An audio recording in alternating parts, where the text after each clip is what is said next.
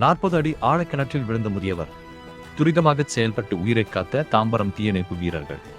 சென்னை மேற்கு தாம்பரம் பகுதியில் கிணற்றை சுத்தம் செய்ய முயன்ற போது நேரிட்ட விபத்தில் உயிருக்கு போராடிய நபரை தீயணைப்புத் துறையினர் சினிமா பாணியில் பத்திரமாக மீட்ட நெகிழ்ச்சியான சம்பவம் அரங்கேறியுள்ளது. மேற்கு தாம்பரம் பகுதியைச் சேர்ந்த ஒருவர் தனது வீட்டின் பின்புறம் உள்ள உரை கிணற்றை தூர்வார திட்டமிட்டுள்ளார். இதற்காக அவரே கிணற்றில் இறங்க துணிந்து பழைய கயிறு ஒன்றை இடுப்பில் கட்டி கொண்டு உள்ளே இறங்கியுள்ளார். துரதிருஷ்டவசமாக பாதியில் இறங்கும்போது அந்த பழைய கயிறு எதிர்பாராத விதமாக அறுந்தது. இதனால் அவர் நிலைகுலைந்து 40 அடி ஆழமுள்ள கிணற்றுக்குள் விழுந்தார். கிணற்றுக்குள் விழுந்ததில் அவருக்கு முதுகு மற்றும் உடல் பாகங்களில் பலத்த காயம் ஏற்பட்டது.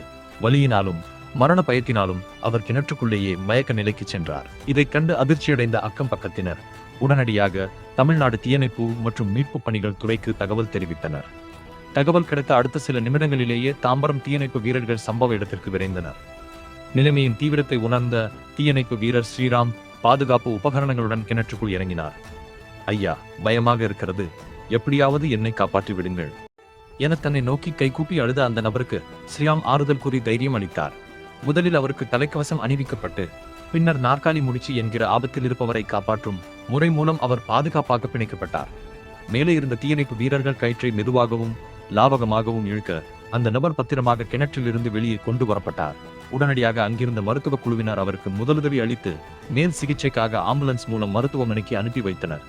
தக்க சமயத்தில் வந்து ஒரு மனித உயிரை காப்பாற்றிய தாம்பரம் தீயணைப்பு மற்றும் மீட்பு பணிகள் குழுவினரின் இந்த வீரதீர செயலை பொதுமக்கள் பாராட்டி வருகின்றனர்.